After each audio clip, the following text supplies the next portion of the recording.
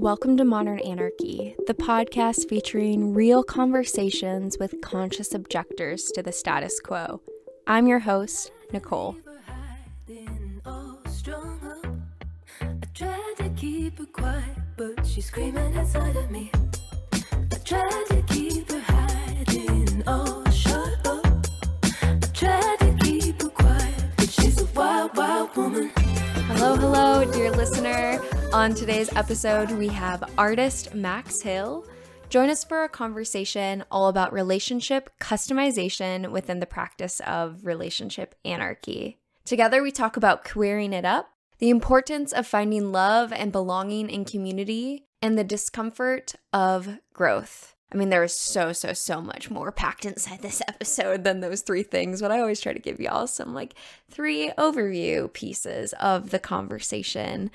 First, I just want to say a huge thank you to Maxx for their vulnerability throughout this episode, opening up about various relationships, moments of difficulty, and growth that they have gone through. And I think one of the important things to remember in that is that you're not alone. If you're resonating with what Maxx is saying, it's because it's a part of the human experience and you are not alone in that, okay? I will continue to be here each week having conversations about these pieces because what I do see in my work and in my conversations with people is the amount of people that are feeling so isolated in these difficult emotions and in these difficult pieces of, like I said, the discomfort of growth, right? So I'll continue to keep showing up in the space with you, dear listener, and I'm happy that you're here. And we also talked about the difficulty of having identities that exist outside of the status quo. That can mean a lot of different things for different people. I think for me as a queer, kinky, non-monogamous person, my ways in which I form family, my ways in which I form intimacy are not necessarily always accepted or understood by others, right? And that really hurts. There have been times where I have tried to open up about certain aspects of myself and I will receive judgment or this assumption that my things are coming from trauma, even my queer identity, that's somehow coming from trauma. And in those moments, it's hard to not be affected by that. We are social creatures, we are social beings, and when we look to another person and we naturally want to feel connection, want to feel acceptance, want to feel loved, and there are parts of ourselves that are not understood, and so they scare people, or there are negative narratives around them, then yeah, that really hurts. And so when we think about these various identities which are not accepted by the mainstream, we might experience sadness and depression as you try to navigate existing in your authenticity. And a metaphor that I have been working with is this idea of the wilted plant, right? When that plant starts to wilt, we don't come in and say, here is wilted plant disease. No, we take a moment to look at the soil, to look at how much the plant has been watered. Maybe it's not the plant at all. Maybe it's actually this environment that doesn't have space for anyone who doesn't fit inside a cis, heterosexual, monogamous, vanilla, non-disabled, identity. We can throw a million of those off the board, right? Whenever you are trying to step outside of that status quo, you might feel that wilting, right? That wilting of the soil being not safe for your beautiful, authentic self. And I think, at least where I'm at with this processing, that's where it gets really crucial of which parts are safe to bring out in a space, right? We might go into some environments where it is quite literally not safe to bring our full, authentic self into that space. And boy, does that break my heart. And I will continue to have these conversations and actively try to create, through all of my work, a better world where there is more space for all of us to be in our authentic expression. But the reality is that is not the world we live in. So I don't want to paint this pretty picture of, all of these various identities being easy to navigate and just thriving in this world, because that's not the reality. The reality is we have to be able to survive in these spaces. And the way that you do that is through deciding which parts you want to bring out into space and which parts maybe you want to hold back.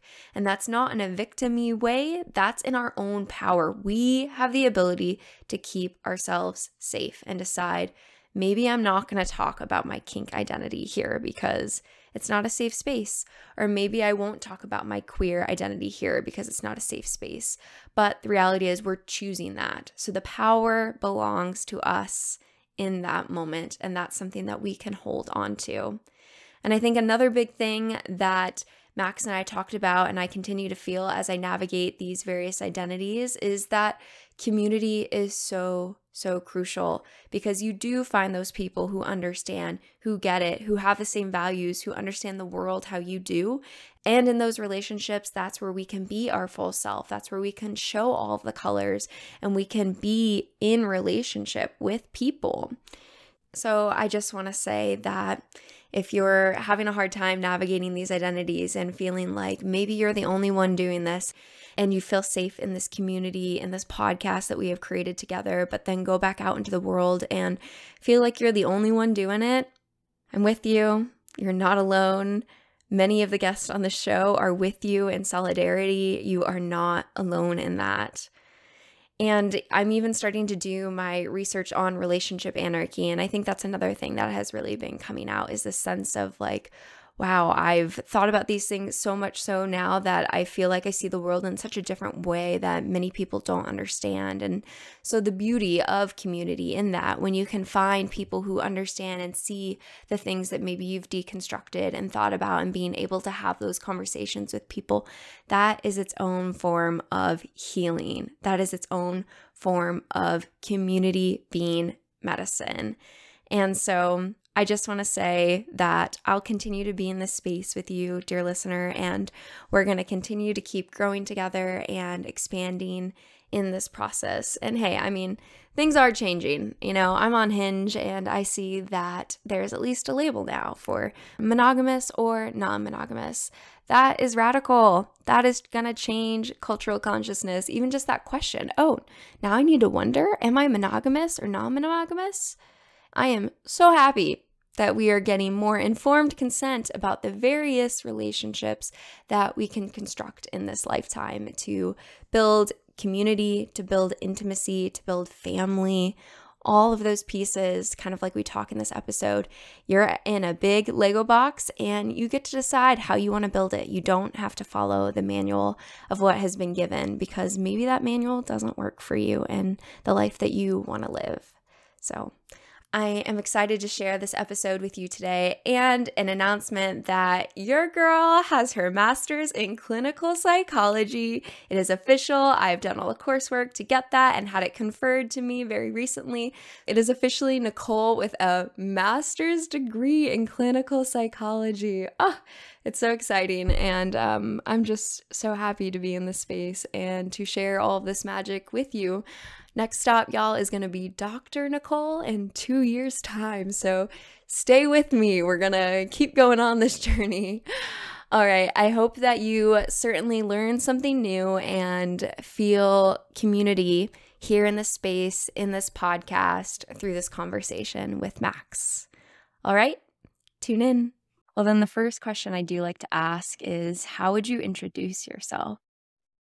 Oh, wow. That feels like such a bigger question than just like asking me to introduce myself. Like, how would I? So my name is Max. The Relationship Anarchy and polyamory community knows me as Maxx Hill, that one that does the Smorgasbord. The best ways to refer to me are Max and they and them, or he, him is also fine. I'm an artist educator, really first and foremost, and an illustrator. You know, my art goes to work, I guess but then I'm also, here I am sitting weaving baskets. So I don't actually have that like hierarchy in my head, or I do as much as I can to kind of dismantle the hierarchy that in my head that I've inherited of certain arts are better than others. But yeah, that's the core of what I do and how people know me. I'm sitting here drinking tea. I'm queer. That's, a great little ditty, I guess. When back there was a workplace that I used to work at. Don't recommend it. I officially can't say who it was, Mm. but, one of the people that I was working with was like, giving me a lot of pushback Mhm. about using gender neutral language to refer to me, using the right pronouns. And she's like, well, what should I call you? I'm like, you can call me a queer. And she's like, 70-year-old activist. She just, the look on her face, like, what? I'm like, that's what I'm comfortable with you calling me. Mhm. That is a fine word for me. I'm telling you to call me this. Yeah. And like, she was just so astonished, refused, of course. Right. Um, but I know Mm. that for many folks, queer is a word that has a lot of baggage to them, but I like to make people uncomfortable with the things that they have accepted as truth. So Yes. Yes. Well, then tell me, yeah, what does queer mean to you? Hitting you with the easy questions. Let's just start with the easy ones. I mean, I really love the phrase not gay as in happy, but queer as in fuck you or fuck the system or fuck the police or, any of those kinds of things. We had a conference here a number of years ago now that Kate Bornstein spoke at.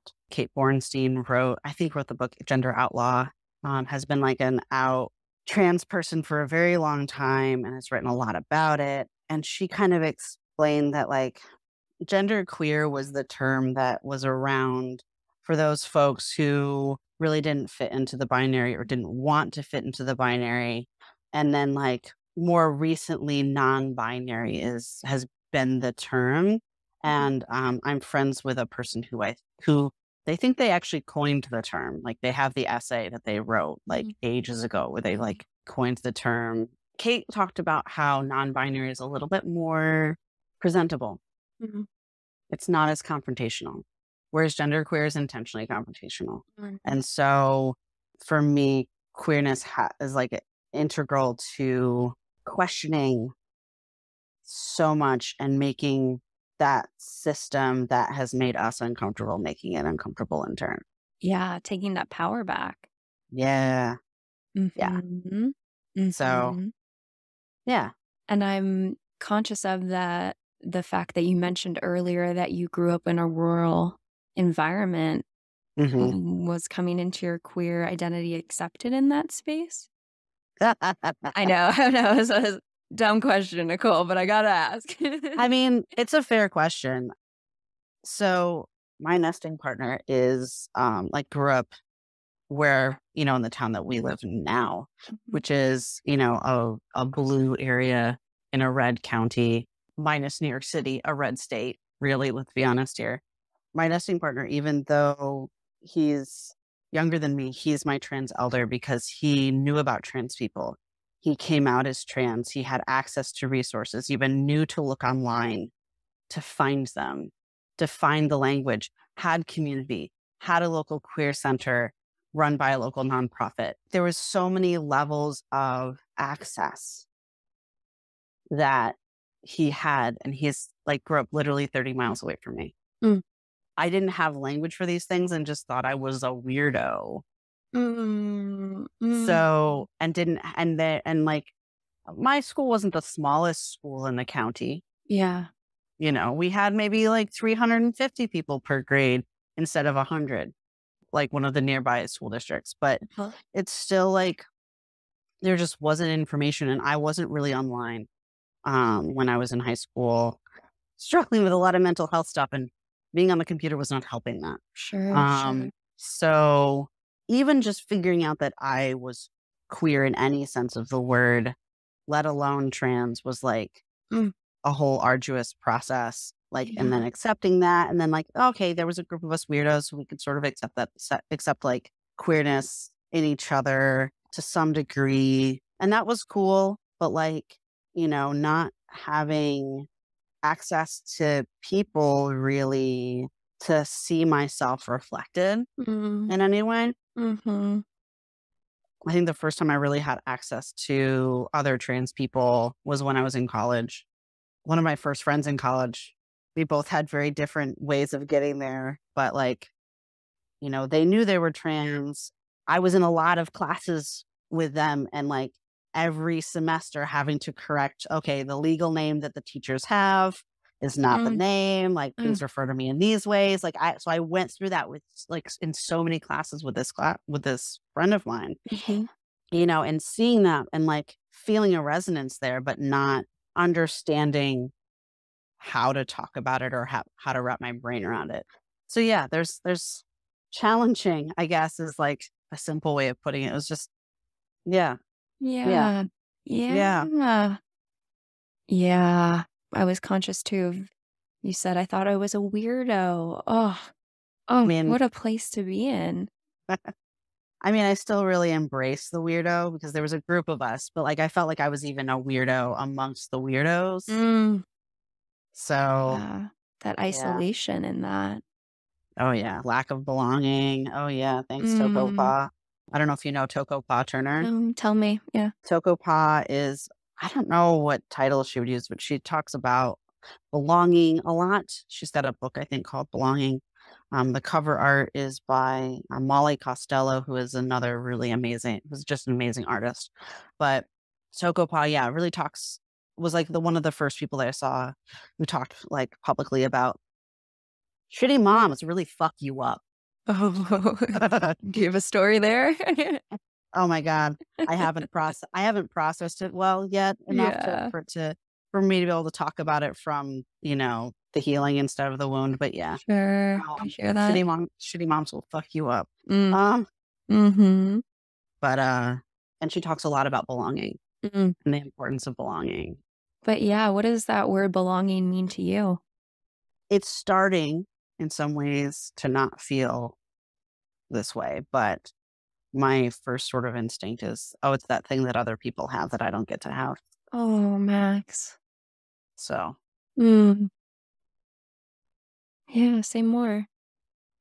oof.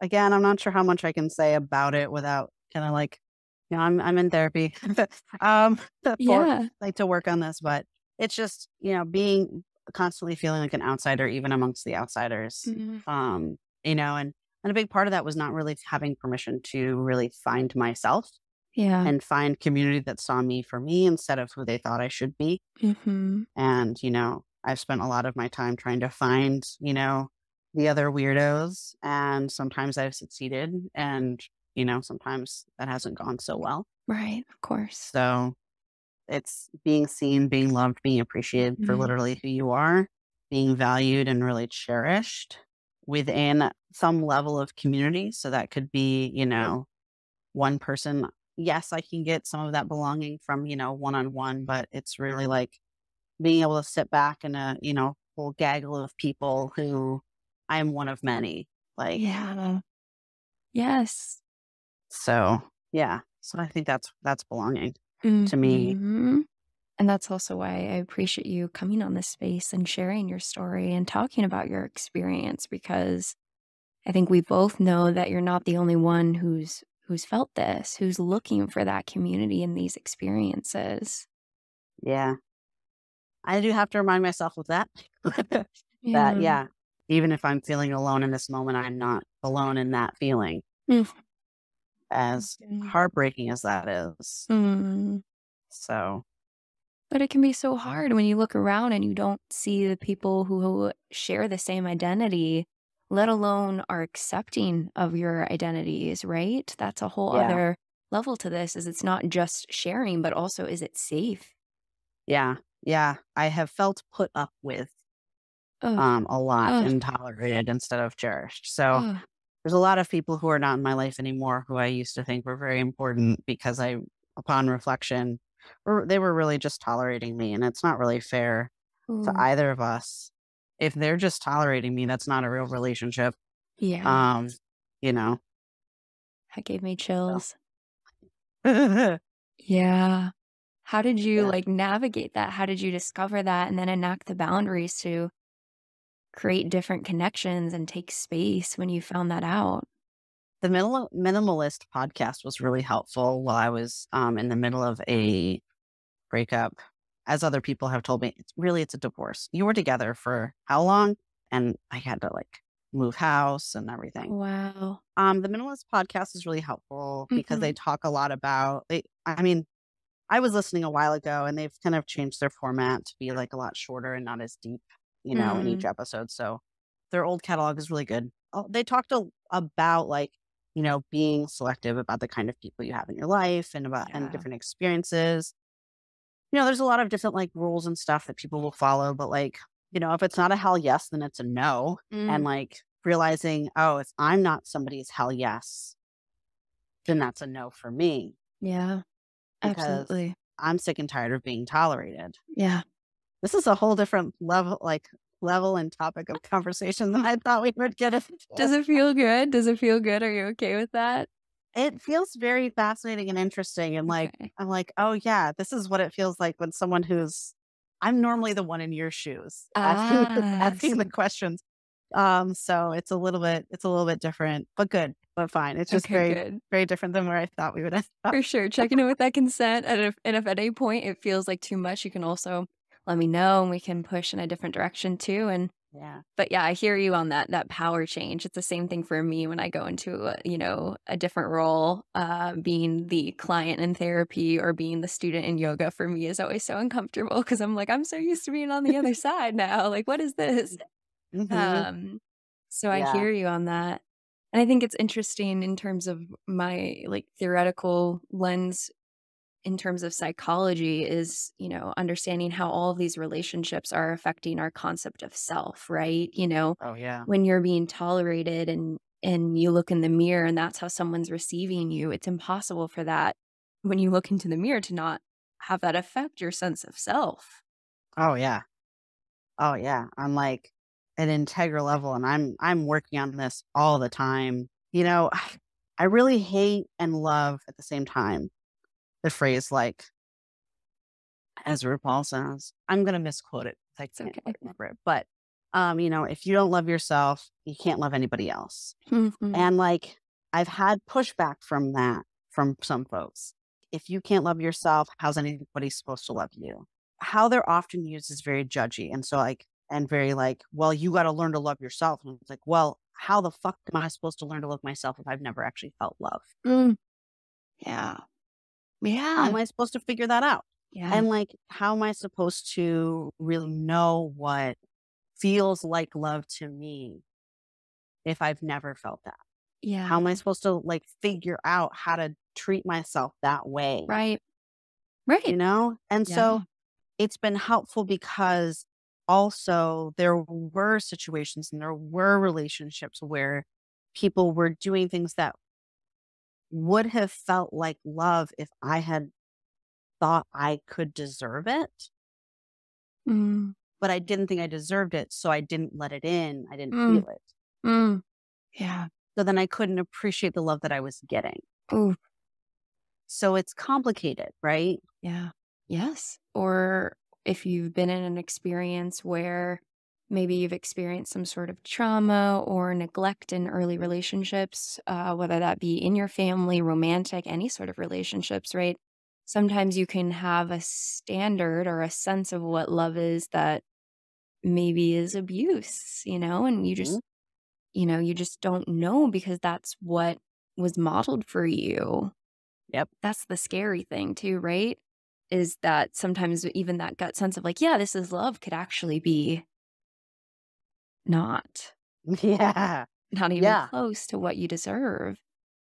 Yeah. Yeah. Learning what boundaries are even, like that's even a thing. Yeah. Learning that I can have them, learning that it's my responsibility to, take care of myself in them. Mm-hmm. Learning that I have to trust other people to take care of themselves so Yeah. that I'm not taking on extra stuff that I haven't actually consented to. There's so much work to it. There can be, a challenge of feeling like the person that's doing the work in a sea of people who aren't. Mm. And Mm. some resent there. Yeah. So Yeah. Yeah. Yeah. In our larger culture at large. Yeah, for sure. Yeah. And even that quote of self love, I always want to push back, like this idea of the self is a very Western concept that not all cultures have.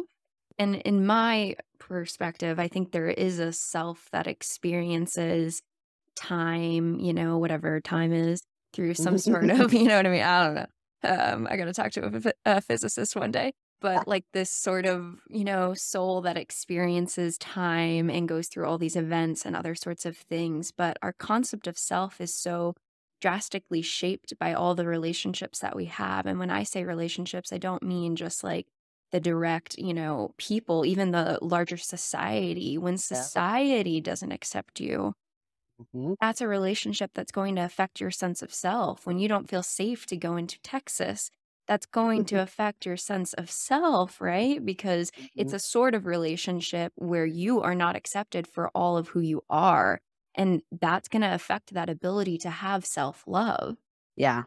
Yeah. Feeling like that the world, yeah. Oh, you said that so well. I don't even want to try and paraphrase that. Like Mm, that's, yeah. I've been trying to sort of internalize that lesson recently and see like how that has affected me. mm, Because it's much easier to look at like the specific relationships, right. and it's much harder to kind of see the systemic things. Hmm. But my brain kind of works, in both directions at the same time, kind of globally and then also very specifically. This is actually like a really good segue into the smorgasbord. Tell me, let's go. Let's do it. Let's do it. There's a part of me that wants to like tell the story about where my work with the smorgasbord Please started. do. Please do. Share the Um, story. I found Relationship Anarchy before I knew that there were people actually practicing anarchy who were like anarchists. Like I didn't know that was like a thing that people were still doing. And so I found Relationship Anarchy. I was listening to More Than Two, which are you familiar with, all the terrible things that Franklin Vo got up to? I've heard some of it. Yes. Which Yes. makes me Okay. sad because I really enjoyed the book. So it's definitely like learning about it and reading what Eve and some of the other folks have said. It's definitely made me look at the book differently. Really? Someone is borrowing my copy right now, so I don't even have it to Yeah. really actually look back on. However, the parts that really spoke to me are the parts that Eve wrote. Mm, So that feels good. That was, I think, one of the first times I really heard or read the term relationship anarchy. I was like, oh, right. that sounds interesting. And then I think either in, one of the Facebook groups that I was a part of, someone shared the image of the smorgasbord. And I was like, wow, this is really freaking great. And it's just a really great way of talking about, the concept of being able to customize your relationships Yeah. and that, Absolutely. not everything has to be cookie cutter and you can really make it work for you, right? Which Hmm. was really great. But that was the original version, which was like made, it's like a grid. And I actually used that as a tool for discussion in a relationship. I sent it to this friend of mine that we were, interested in exploring more than friendship, but also, our friendship was very important. And Hmm. so, we wanted to take steps in a way that we could both know that we could change that, step back, alter, etc. at any point, It was like, so we like very intentionally negotiated how we were gonna, explore. Hmm. And we use the smorgasbord as a part of that. So like using the red, light, green system, the red, yellow, green light system to color code different sections of the smorgasbord, like what's on the table, what's not on the table, what's maybe on the table.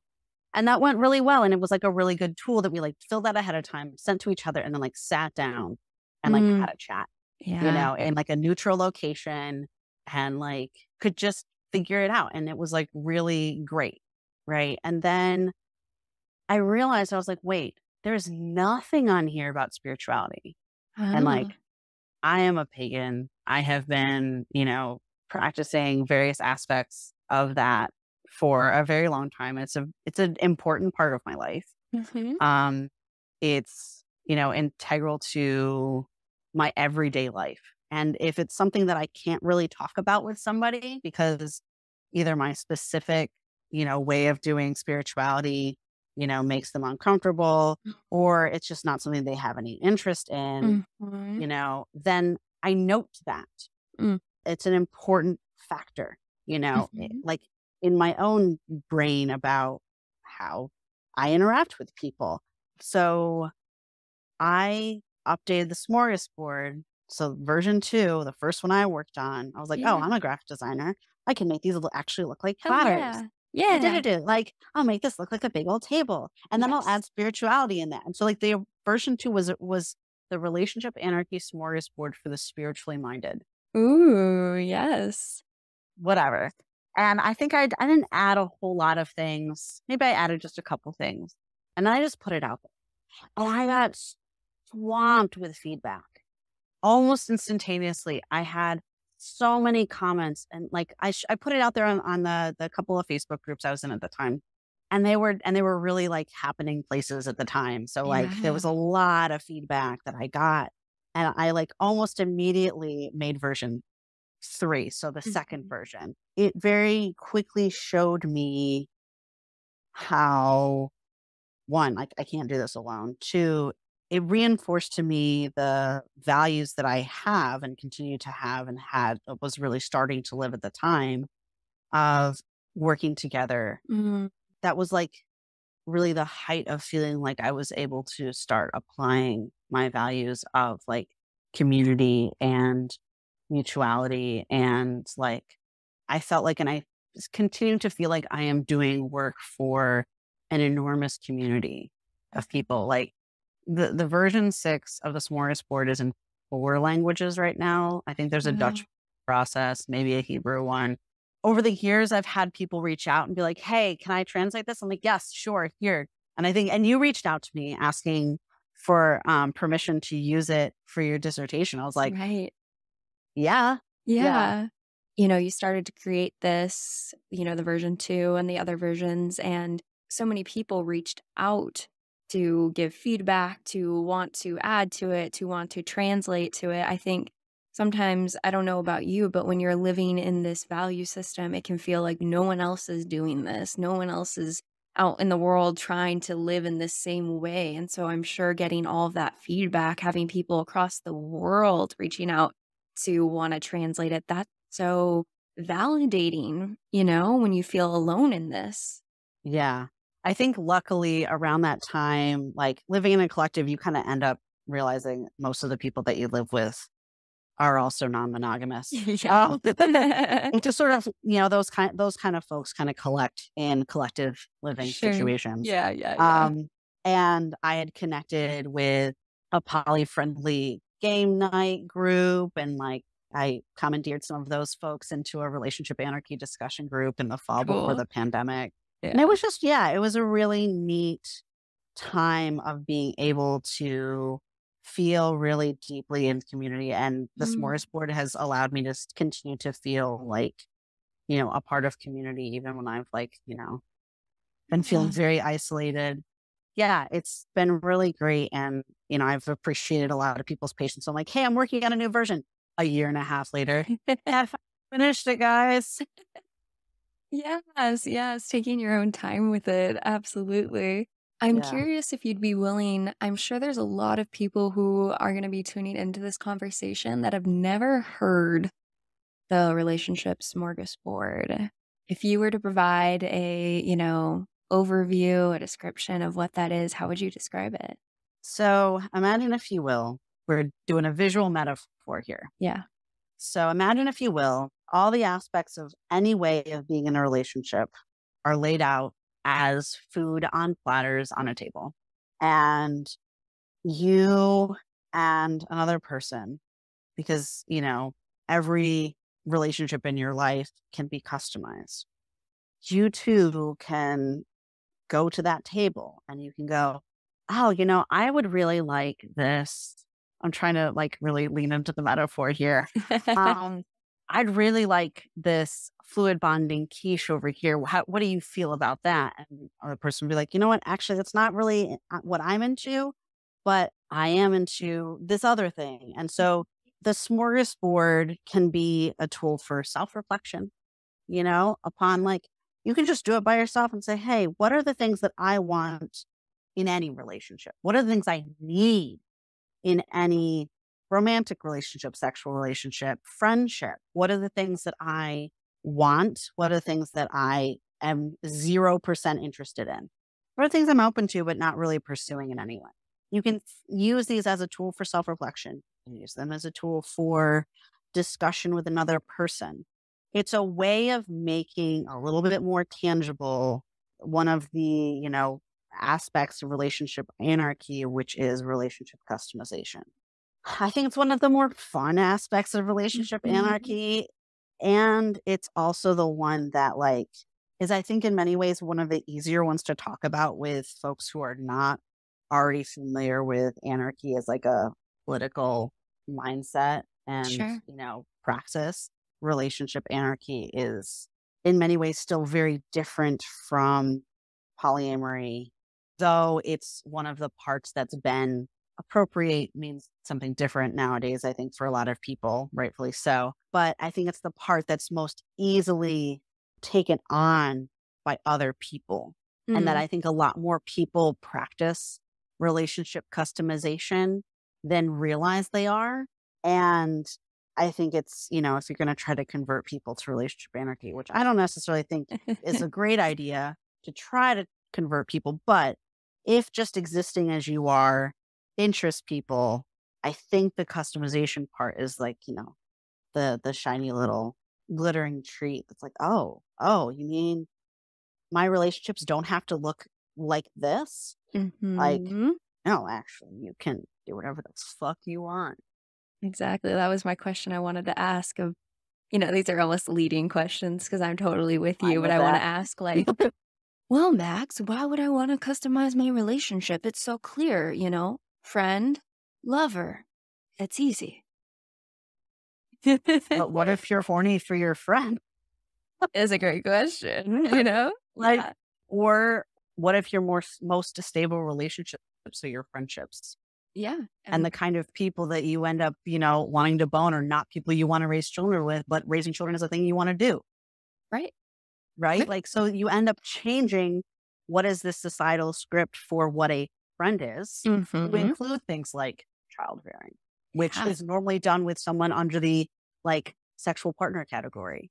And so, yeah, I think there's a lot to be said for taking these societal scripts for what different kinds of relationships can and should be and dissecting them and deconstructing them and laying down all of the Lego pieces all over the basement floor and deciding how you want to put them back together instead Mhm. of the way that the Lego book tells you how to put things together.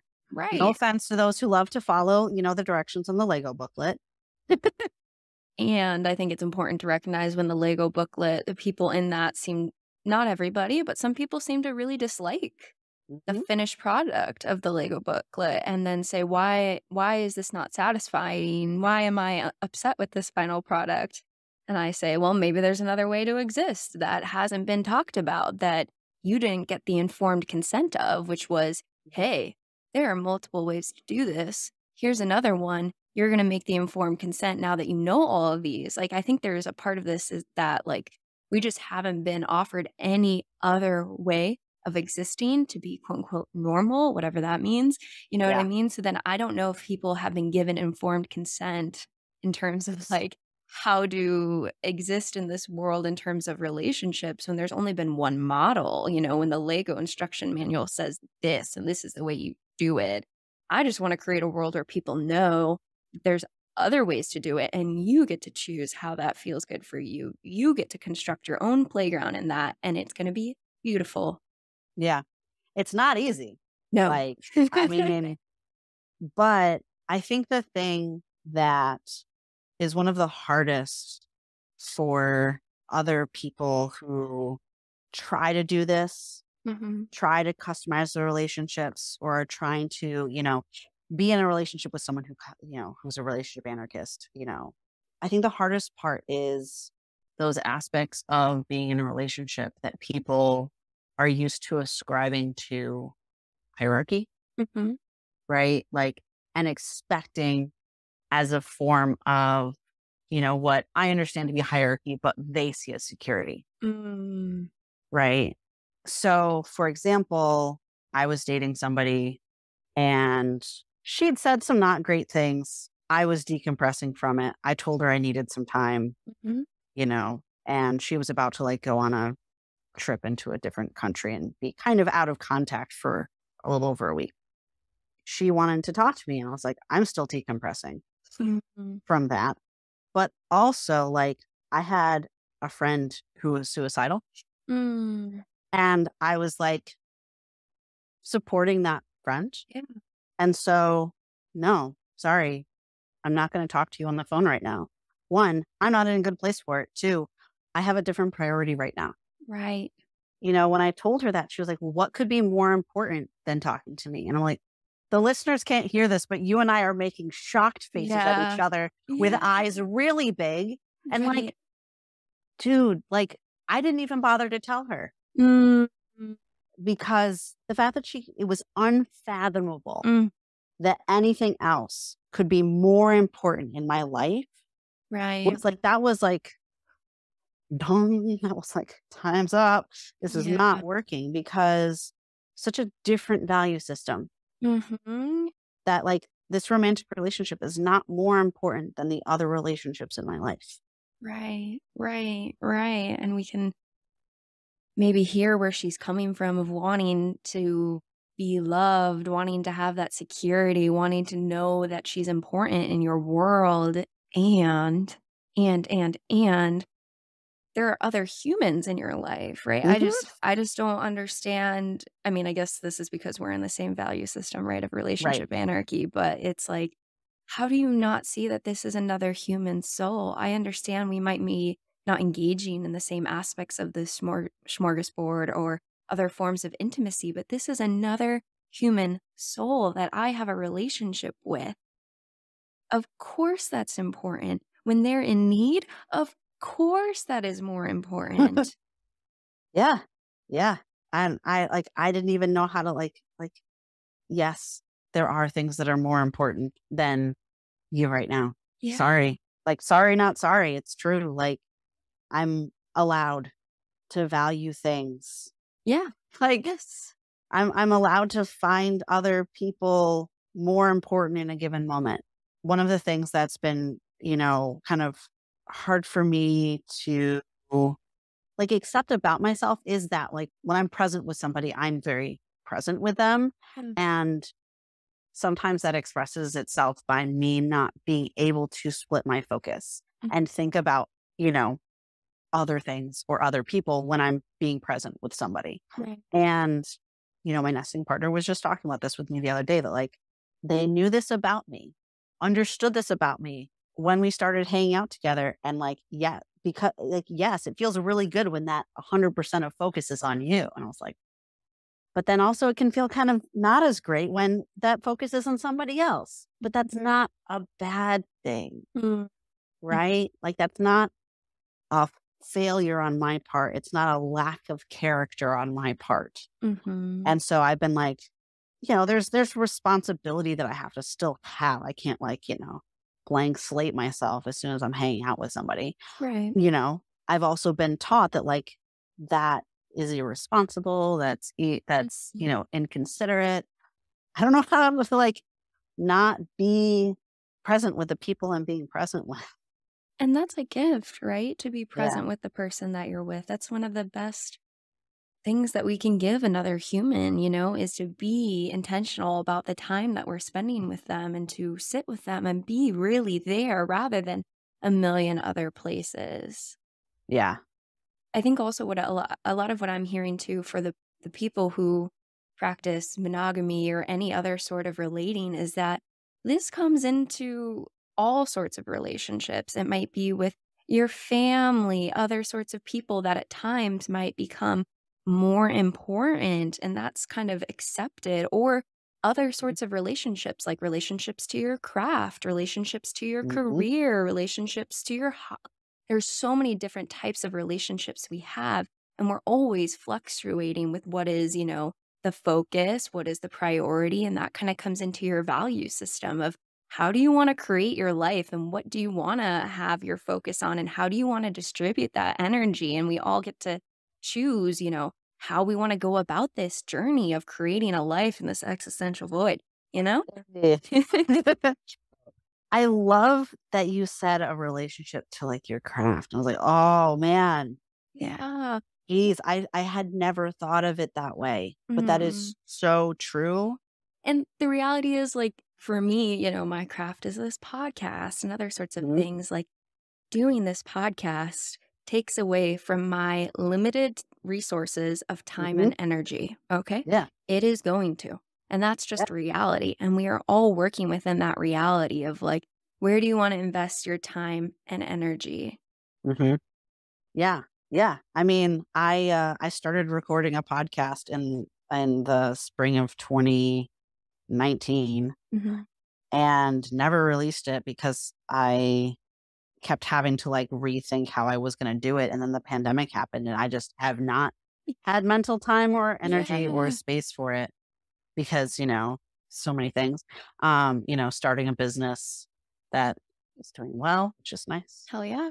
Um, Kind of like we were saying earlier, like that's going to take up your time and space and it yes. will affect the other relationships that you have with humans. This is a relationship to a meaningful project and it will change your availability for human relationships, for good, bad. Otherwise, we don't even have to make that judgment. It just does because time and energy is limited. Yeah, and it also has affected, like, the relationship that Toby and I have because, Yeah. like, so much of our time and energy that we spend together is towards the business, right? Right. I have no idea when I'm ever gonna release my podcast. Like, it just keeps pushing that farther down the Yeah. line. Uh, Yeah. it's allowed us to do so many more and new and different things. Absolutely. A new thing So, to connect over, a new thing to talk about, a new thing to dream about. yeah. There is more to do in relationships than to just have children together as a means of meaning making and importance in this world. You know what I mean? I think that's so much of the narrative is that. That's the one way that you can be in relationship with, a partner and make meaning. And there's so many different ways to do that.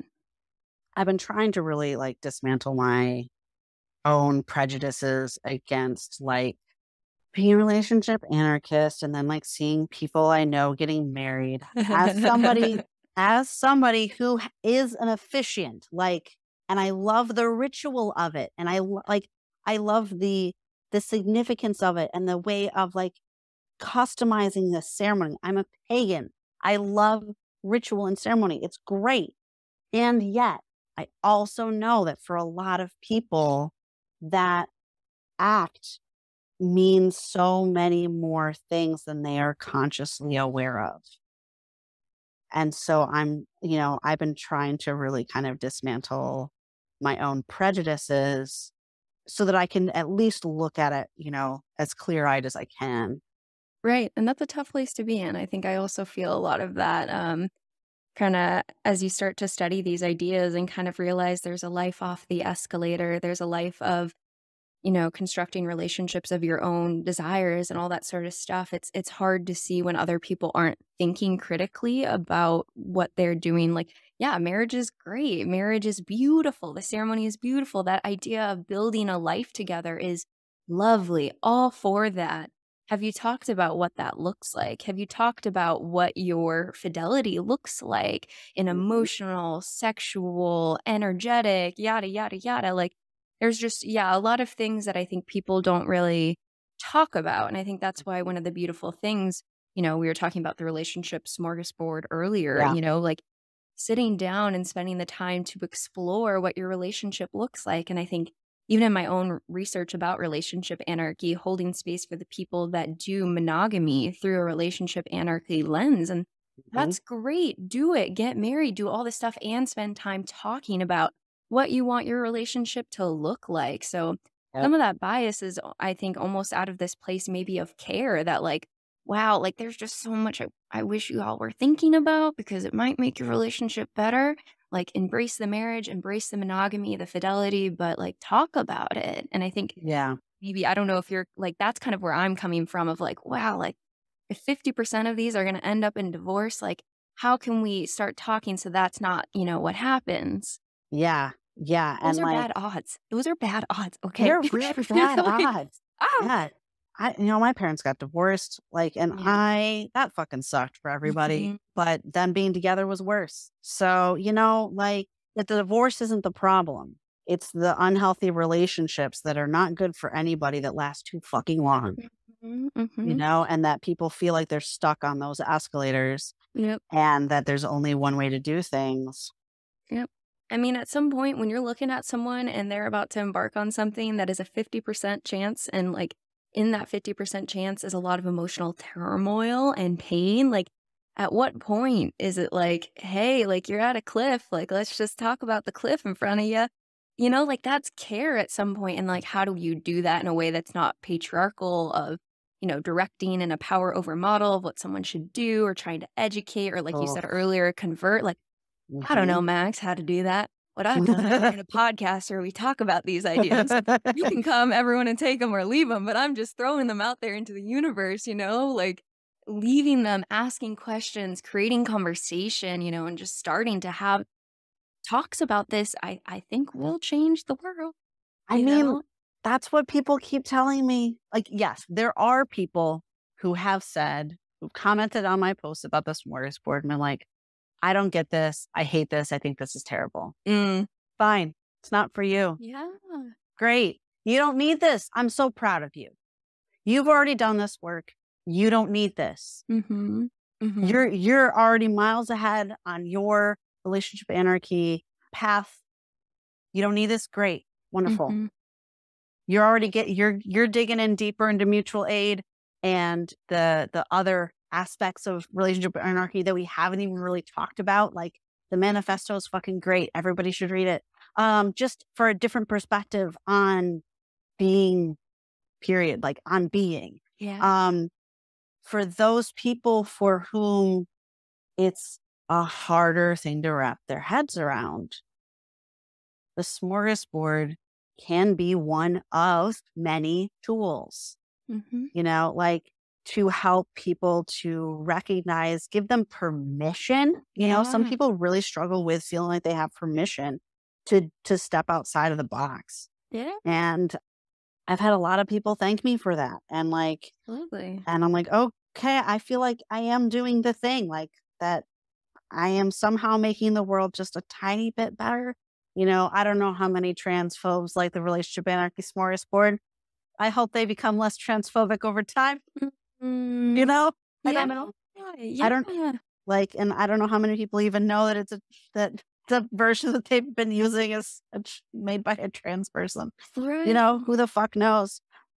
There's a whole bunch of things coming together and I'm like building this, but it's not solely by me. Of course. Yeah, because you're in community, and that's the whole relationship anarchy piece, is community, interdependence, and all of that. And yeah, you're doing amazing work by sharing this tool with the community and being a part of that. And yeah, the way that you're living your life, the personal is political in that. I mean, you're doing that work every day by living in the joy that is being you. Yeah. Hmm. Thank you. Yeah. Yeah, Yeah. How did you find the smorgasbord? think my journey was like more than two, polyamory, exciting. And then I was like, relationship anarchy. And then I read that small little paragraph on relationship anarchy. And I was like, I like this. This is resonating with my soul. Where can I find out more about this? Which then was like multi-amory, Google. And then I was like, okay, dissertation, boom. And then so that's how this all came, And I think one of the beautiful pieces that I think about this is, at least in my own personal lived experience, I'm such a romantic. My God, I was raised as a Disney princess lover, Notebook, the Titanic, like Taylor Swift. My God, okay. And so the idea of the one that fits all of these magical boxes and is going to meet me in some sort of way. Man, has there been such freedom in letting that go and understanding that there are a multitude of relationships that can meet me in such beautiful ways. And there's so much space to create those relationships. And that freedom then to not be searching for the one, but to see the beauty in all of the people I have around me. Man, that has been expansive. And that will change your sense of love. Like I feel more surrounded by love because I'm not looking for the one to fit me when I can see all the different ways that I can be in relationship with other people. I mean, That's profound. And this, I think, is why I'm so passionate about relationship anarchy, whether you do it in a monogamous sense or in any sort of other sexual fidelity practice. You know what I mean? Like, it will change how you see your sense of love and connection to other people. Now I'm getting on my soapbox. I love it. That's a great soapbox. In my experience, it's true though. Yeah. You know, I was in a relationship for 12 years with somebody that I fell in love with when I was 16. Wow. There was a lot of things that was just like serendipity and like just things that just seemed like they were meant to happen and like yada yada. Yeah. And it was like fucking great. But there were so many aspects of who I was as a person that I could not be in that relationship. That was like a relationship in which I was tolerated, but that I thought that was the best that I could hope for.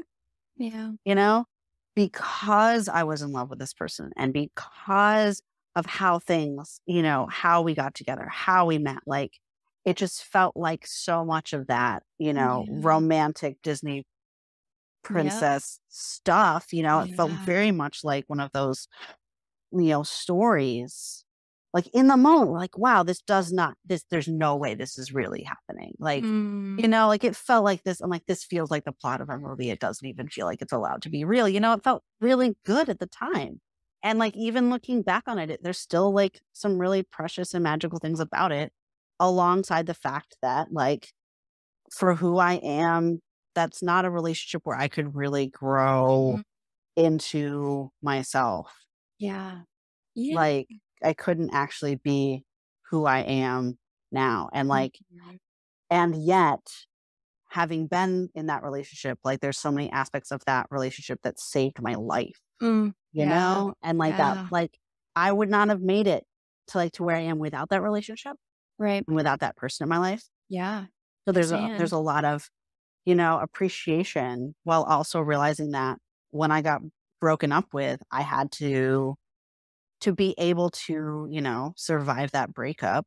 I had to become a person that could accept how wonderful and magical that was at the beginning while also accepting that it wasn't working.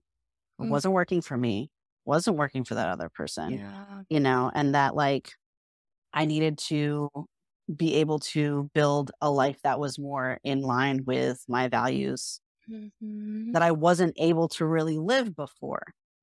Yeah. Because of that relationship. Right. So having had the opportunity to rebuild my sense of identity on a few occasions in my life, it's never fun, but I'm not mad about it afterwards. Oh, no. Growth is so uncomfortable. I'm going to be normalizing that for the rest of my life. Like, growth does not feel easy. It feels uncomfortable and agonizing. Oh, yeah. Yes. Like, I talk about this with my students all the time. So I teach remotely and I generally teach kids one-on-one. Yeah. One of the things that I do to help them with their self-advocacy as a teacher and to help me be a better teacher is I explain to them that learning does not happen when things are easy. Yep. It also does not happen when things are painful. Learning happens when things are uncomfortable to some extent. Yeah. And the amount of uncomfortableness that we can tolerate at a given time is dependent on our entire situation. Absolutely. Sometimes you have a kid who can handle really complex things and like it's because they slept really good. Their breakfast was their favorite breakfast. They had a really nice lunch. Their friends all like them. Their family life is going really good. Right. And so they can tackle really hard stuff, right? Next day, kid can't do it. Why? They have a freaking migraine. Or like they didn't sleep well because they got a new puppy. And though they love their new puppy, it kept them up all night. Because their like ambient level of discomfort is too high, they can't actually take on as much new stuff or be as challenged in the same way. Like, you know, it only takes a little bit of challenge for them to feel, you know, that higher level of discomfort and going into like pain and frustration. If you haven't grown for a while and you've had a backlog of things that you've been trying to like that have wanted to change, like I definitely felt that way before that breakup. Like there were things that were building up that needed to change, that I needed to amalgamate, that I needed to understand. When that breakup happened, it was like the floodgates fucking opened and I was in fucking agony for like months.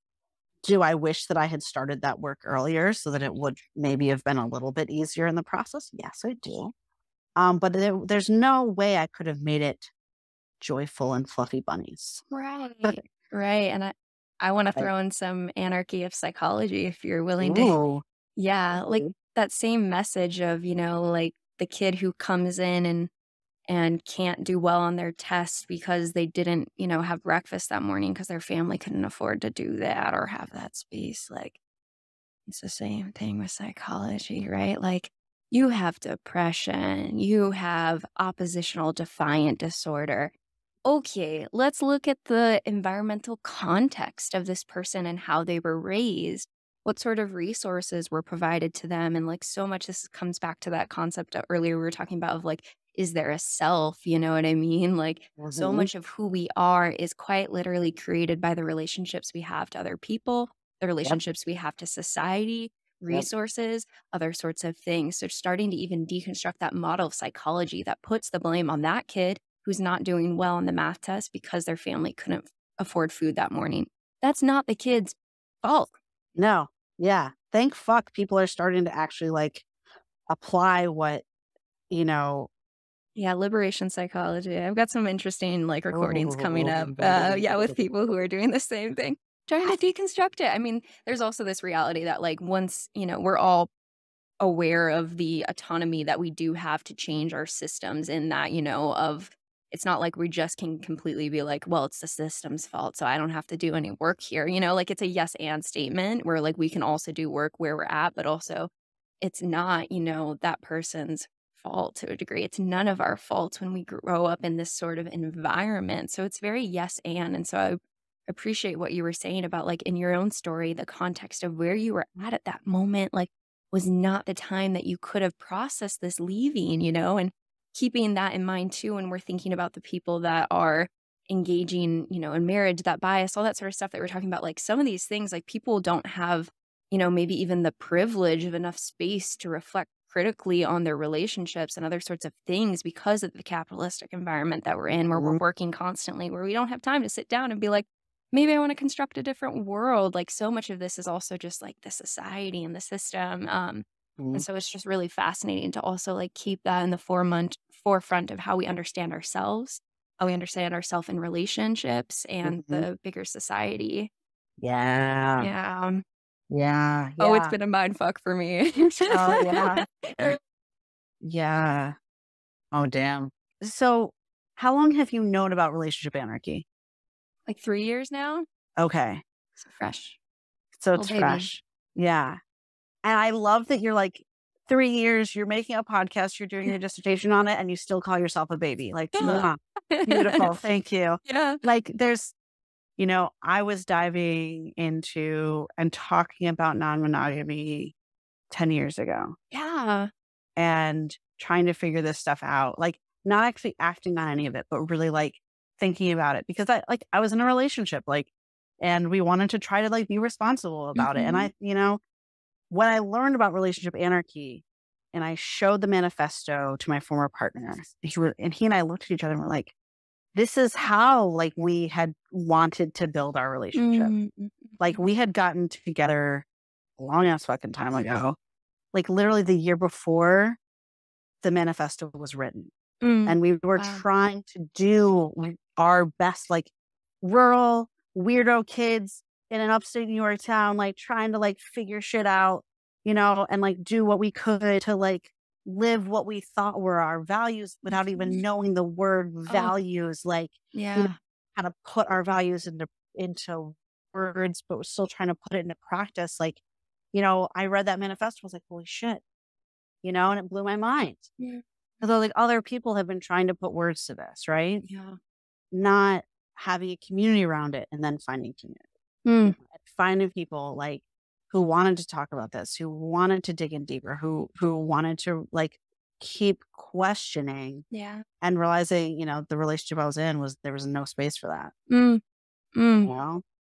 and realizing that like I needed to be able to do that. But like wanting so hard, Oh, I wanting know. so hard to stay, but Oh, also and like I had so outgrown that. oh, I have been there very recently. Very recently. And I think one of the big things for me that I gleaned from having a conversation with another amazing human, thank God for community that gives us different perspectives and Uh-huh. helps us grow and expand, was thinking about how, yeah, all of this sort of relating, being introspective about it, and how we're showing up in the world is a value system. Not everyone has that value system. And in this existential void, I am not here to say that I am any better than anyone who doesn't enact this value system. We all get to choose how we want to show up in the world. But when it comes to close relationships in our lives, like, it is important to have people who have a similar value system and can meet you in that. And I never really thought about this sort of orientation of relationship anarchy and being reflective about anarchy in general in terms of its applications across, all of the domains of connection and existence. That's a value system Mm-hmm. that I need someone to meet me in with. A lot of the media, that's produced about relationships, it's like Mhm. shared interests, right? Yeah. But okay, great. My former partner and I, we had a lot of shared interests. Mhm. But at some point in time, our values diverged. And that's when we were no longer compatible, Yeah. Yep. right? As I've spent, more time thinking about relationships in the broader sense of the word. And I love the fact that you use the word relationships, not just to refer to romantic relationships. Thank Yeah. you. Yeah. But like all of the relationships that matter to me are with people for whom we share values. Mhm. And like the relationships that I have that I, continue to maintain, but that are, are losing significance to me, it's because I don't feel like our values align enough, Yeah. you Right. know? Right. Exactly. And sometimes that, one of those values is feeling like the people around me actually like care about my well-being, Mm. not just say they do, but actually are applying, are doing things, are living their values Right. to show they care about my well-being. Yeah. And the well-being of other marginalized people, Right. like Right. not just doing what is easy and comfortable. Right. Right. I know. I want to ask too, because as someone who's been in that space, especially recently, and the fear that comes with leaving those relationships where we are tolerated. Ugh. Yeah. And I think that, someone listening to this, there might be someone that's in that same sort of space where they're like, I love this person, but I feel like I'm being tolerated with certain aspects of my identity and my value system. Is there anything that you would want to say to them or to your younger self in that situation? If you could look back and speak to yourself? Not worth staying. Mm. The sunk cost fallacy is a fallacy for a reason. It's not worth staying in a place where you're only tolerated. And it like and that's like, yes, that person could change and could grow to accept and respect and appreciate you. Mhm. This is a thing that I got from the Minimalist podcast. They have this scale, the scale of Tara. Mhm. It's an acronym. Mhm. And like at the bottom level of their scale of respect is tolerance, right? Ah. Just tolerating. And then one step up is acceptance, right? Where you're like, okay, you're not tolerating more. You've accepted this thing or this person or this aspect of this person. And then there's respect is higher up than that. And then appreciating is like the Mm. top of that scale. Like one of the examples that they would give is like if there's this thing that your partner does or that your friend does or that your mom does that it doesn't benefit you directly, maybe it even annoys you. But like if you can appreciate how that makes this person a better person or like makes them who they are and who they are as someone that you love, like you Mm. can you can kind of see like how this makes them who they are and that you love that. So then you can actually appreciate this thing about them, right? Hmm.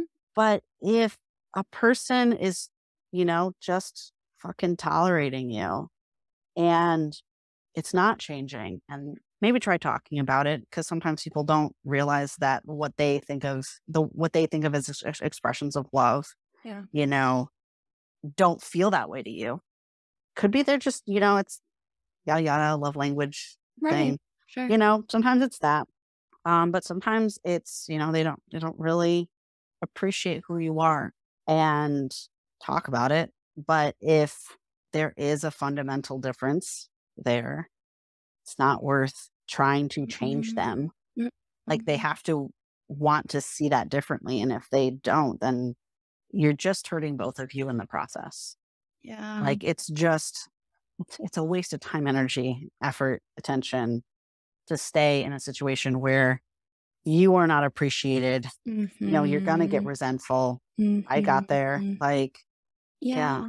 And it's so hard because we all need relationships. We all need Mm. connection, and in those moments to step out of that connection can be so scary, especially if they're meeting your needs in a lot of other ways, and it's maybe just this one piece, that can be really hard to sit with, and to step out of that connection to find, another one where maybe you are accepted for all that you are. That can, is it worth it? Is it worth it to leave this when I have it right here? And I think the reality is that that relationship will affect your sense of Oh my self. god. That It relationship, does. well, if I know anything from psychology, it's that.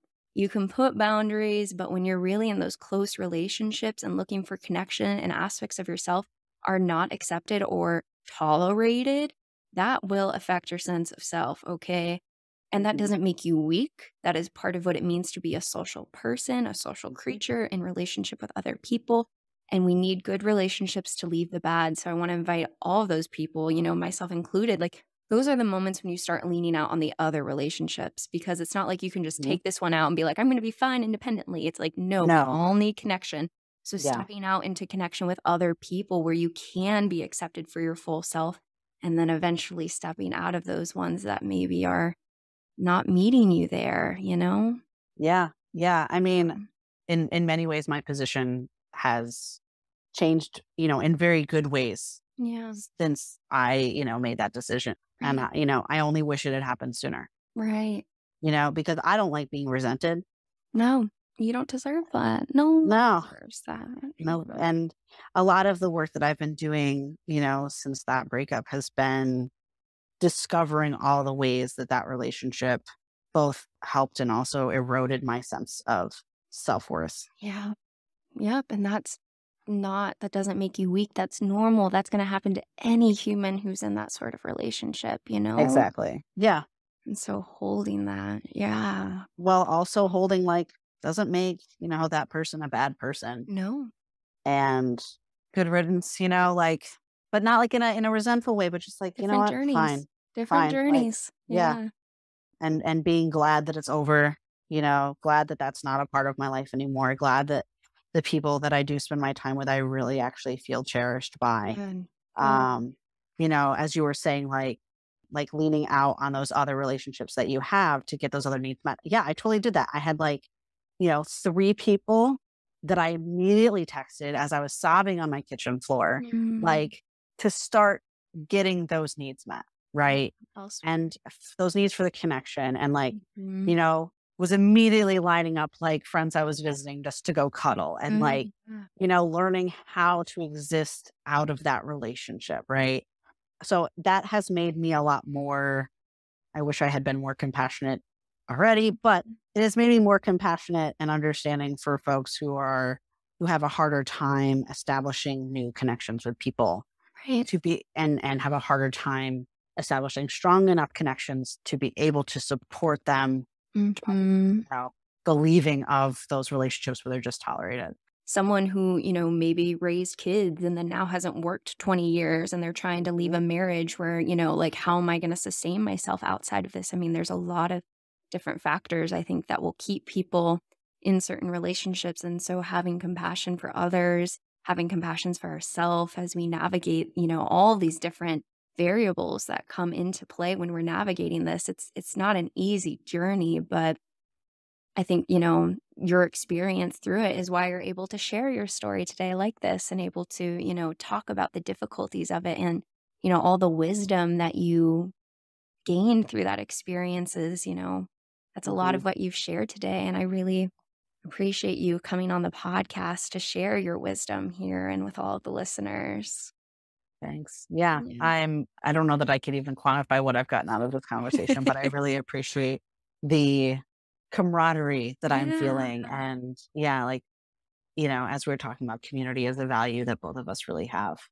I made the Smorgasbord because I believe really strongly in community. Like, I started working on that because, I didn't invent it. Well, I always want to make that clear. I did not invent it. I just started working on it and kind of became the mouthpiece of a community that wanted to see it improved. And I do that work because I believe very strongly in that we help each other. Yeah. I'm glad that you found it.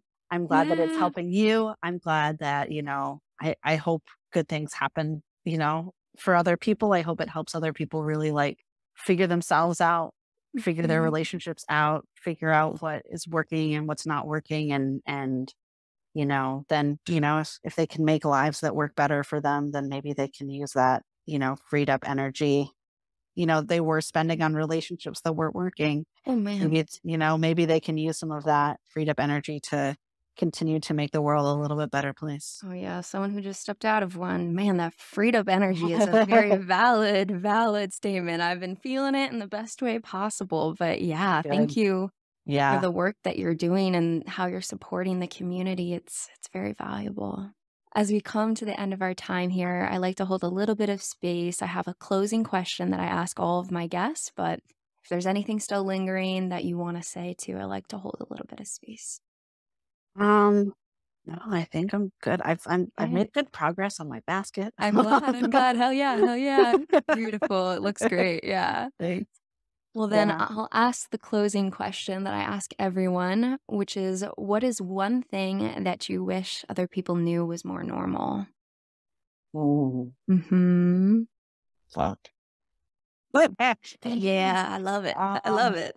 When I was listening to one of the other episodes, and I was like, God damn, that's a good question. I should try to remember this so I can think about it and have this prepped, the answer prepped. Nope, I forgot about it. I'm It's like, so I funny. knew that. Listen to your gut. Something's got to come up right there, and it's probably the right thing. Something that I wish was more normal. I wish more people knew that who they are is beautiful and that they get to decide who they are and that they can continue to make who they are a beautiful art project. I'm going to continue on this tangent because it's one thing, but it's everything.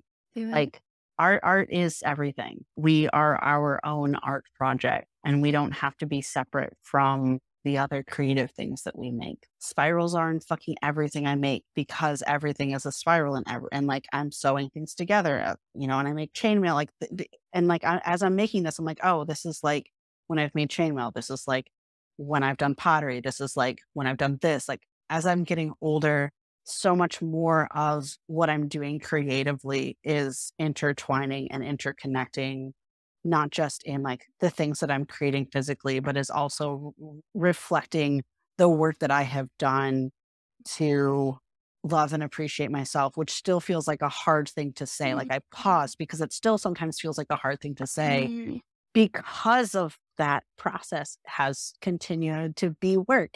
But I want for my past self, and I want for other people to know that who they are is beautiful and that they get to shape who that beautiful person is. Yes. If that could be the message that we share with the world, I think the world would be a better place. Yeah. One conversation at a time, right? One conversation, one relationship at a time, and we'll get there. We'll get there. Or it will get there in the lives after us, right? By stepping on, some of the work that we're doing here now. I think the world is going to go towards that direction. I'm getting chills right now. I want that to be true. Yeah. More space. Yeah. Sometimes more space. Sometimes hope is hard, but that's what I want. Yeah. I really appreciate you coming on the podcast and being so vulnerable about your own relationships and the work that you're doing for the community. So thank you. Yeah. Is there anywhere you'd want to plug to people to find your work, your new business? So I'm on Instagram at Maxx Hill Creates. Max has 2 X's. And the website for my calendar business is gardeningbythemoon.com. Mm-hmm. And yeah, we sell calendars and cards and seed saving supplies. Just, giving people the tools that they need to make their lives better. Mm-hmm. Relationship to the earth. Yeah. Yeah. There it is. Yeah. Oh, Yeah. Well, thank you so much for coming on the podcast and being part of this social movement. Yeah. Yeah. Thank you. Thank you for also doing this. It's good. It's important. It's brave. It's a lot of work. As someone who has learned how to edit podcasts and has not released them, it's a lot of work to do and to do yourself and to do well. And I really appreciate your conversational style and your way of holding space for people. Thank you, Max. I really appreciate that. Letting that one sit in. Yeah. Take that one in. Take a few deep breaths with that one. It's a long journey. I plan to do it till my 80s, man. I'm going to change throughout this whole process. You know what I mean? Right. Yeah. If you enjoyed today's episode, then leave us a 5-star review wherever you listen to your podcast. And head on over to modernanarchypodcast.com to get resources and learn more about all the things we talked about on today's episode. I want to thank you for tuning in, and I will see you all next week.